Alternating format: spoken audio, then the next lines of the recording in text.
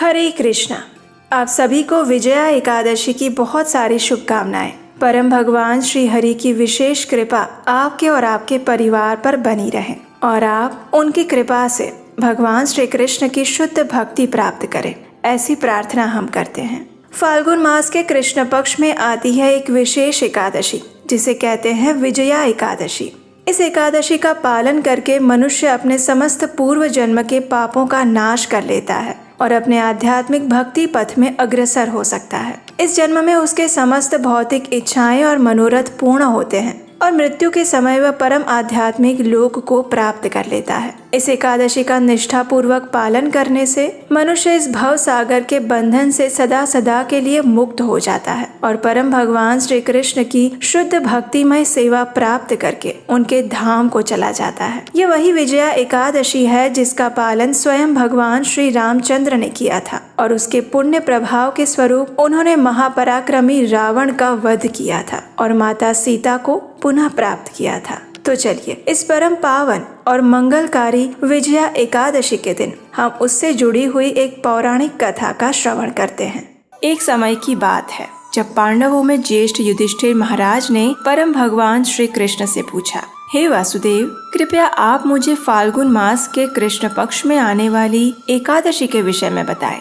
उसका नाम क्या है और इस एकादशी व्रत का महात्म्य क्या है? कृपया विस्तार पूर्वक मुझे इस विषय में बताएं प्रभु। युधिष्ठिर महाराज की जिज्ञासा सुनकर मदन मोहन श्री कृष्ण ने उत्तर देते हुए कहा, हे राजन, अवश्य ही मैं आपको इस एकादशी के महात्म्य का वर्णन कह सुनाता हूँ।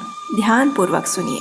फाल्गुन मास के कृष्ण पक्ष में आने वाली इस एकादशी को विजया एकादशी के नाम से जाना जाता है। जो भी व्यक्ति इस एकादशी व्रत का पालन करता है उसे इस भौतिक जीवन में हर प्रकार की सफलता प्राप्त होती है और इस नश्वर देह का त्याग करने के बाद उसे आध्यात्मिक जगत की प्राप्ति होती है। अब मैं आपको इस एकादशी के विषय में एक कथा का वर्णन कह सुनाता हूँ जो कि महान ऋषि नारद मुनि ने ब्रह्मा जी से सुनी थी। तो इस प्रकार भगवान श्री कृष्ण ने युधिष्ठिर महाराज को विजया एकादशी कथा सुनाना प्रारंभ किया। एक बार देवर्षि नारद ने अपने पिता ब्रह्मा जी से पूछा, हे पिताश्री, कृपया आप मुझे बताएं कि विजया एकादशी व्रत का पालन करने से जीवात्मा को क्या लाभ प्राप्त होता है। ये सुनकर ब्रह्मा जी ने उत्तर देते हुए कहा, हे मेरे प्रिय पुत्र, सबसे प्राचीन है ये व्रत और वो अत्यंत पवित्र है। वो हर प्रकार के पापों का नाश करने वाला है। ये एकादशी अपने नाम के अनुसार ही हर प्रकार का विजय प्रदान करने वाली है।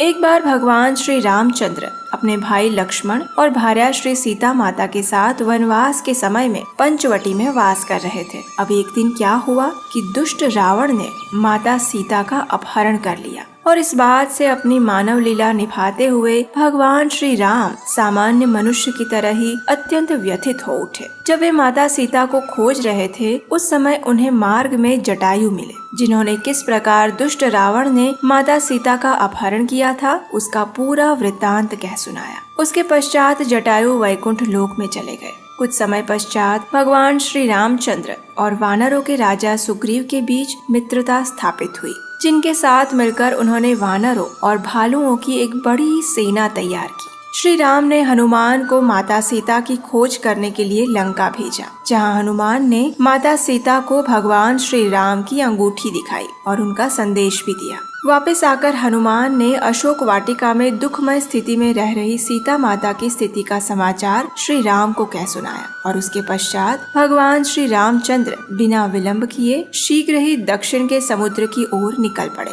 समुद्र तट पर पहुंचते ही उन्हें इस बात का अनुभव हुआ कि समुद्र अत्यंत गहरा है और इतनी बड़ी सेना को समुद्र पार करवाना एक सबसे बड़ी चुनौती है। उस समय लक्ष्मण जी ने श्री रामचंद्र जी से कहा, हे प्रभु, आप तो सर्वज्ञ हैं। यहाँ से लगभग 4 मील की दूरी पर बकदालभ्य ऋषि का आश्रम है। हमें उनके पास जाना चाहिए। वे अवश्य ही हमें इस समस्या का कोई समाधान बताएंगे। लक्ष्मण की बात सुनकर श्री राम और लक्ष्मण बकदालभ्य ऋषि के आश्रम में पहुँचे। वहाँ जाकर उन्होंने ऋषि को दंडवत प्रणाम किया और प्रार्थना की।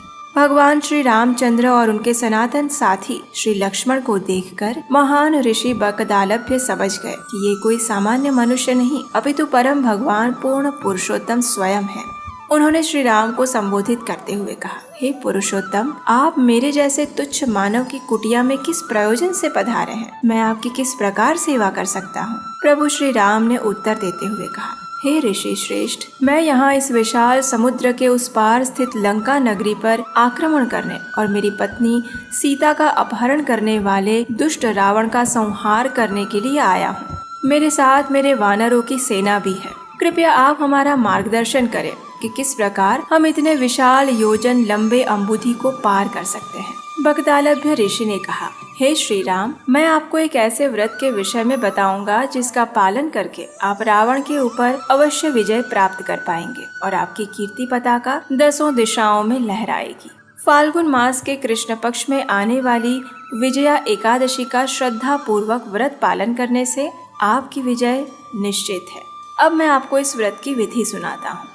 दशमी के दिन सोने, चांदी, तांबे अथवा मिट्टी का एक कलश स्थापित करके उस कलश को जल से भरकर आम के पत्तों से उसे सजाएं।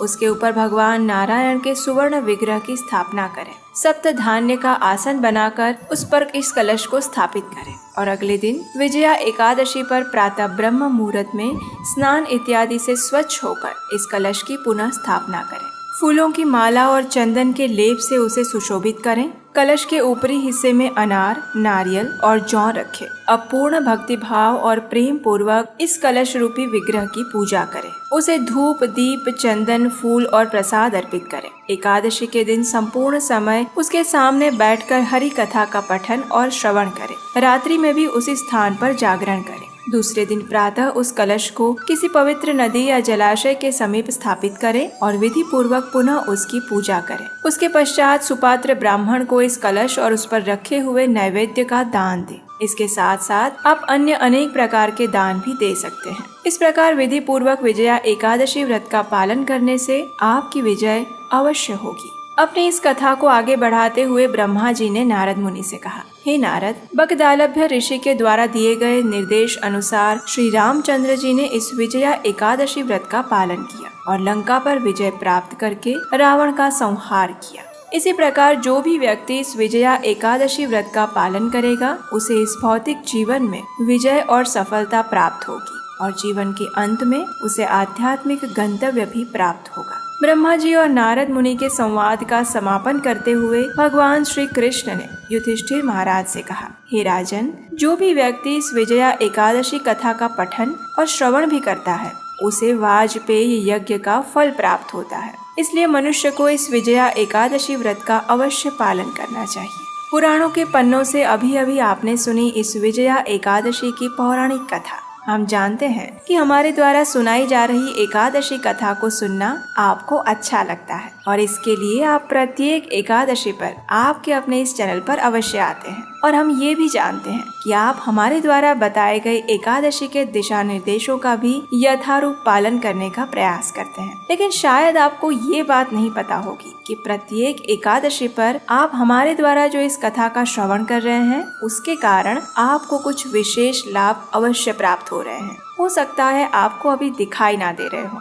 अब आप सोच रहे होंगे कि ऐसा क्या विशेष है हमारी कथा में। तो विशेष ये है कि हम जो कथा आपको सुनाते हैं और जो दिशा निर्देशों के बारे में बताते हैं वे सीधे हमारे शास्त्रों से यथा रूप में लेकर आते हैं। और उसके लिए आपने देखा होगा कि कई बार हम अनेक शास्त्रों के श्लोकों के संदर्भ भी आपके समक्ष प्रस्तुत करते हैं। इसलिए ये कथाएं विशेष है और ये सिर्फ भगवत कृपा और आप सबके सहयोग के माध्यम से ही हम कर पा रहे हैं। इस कार्य के लिए अगर आप हमें आर्थिक रूप से भी सहायता करना चाहते हैं तो आप आने वाली एकादशी कथा बनाने के लिए हमें स्क्रीन पर दिए गए नंबर पर अपना आर्थिक योगदान भेज सकते हैं। तो चलिए अपने मन, वचन और इंद्रियों को संयमित करते हुए भगवान ऋषिकेश के चरण कमलों पर केंद्रित करते हैं और इस अत्यंत मंगलमयी विजया एकादशी का श्रद्धा और निष्ठा पूर्वक पालन करते हैं।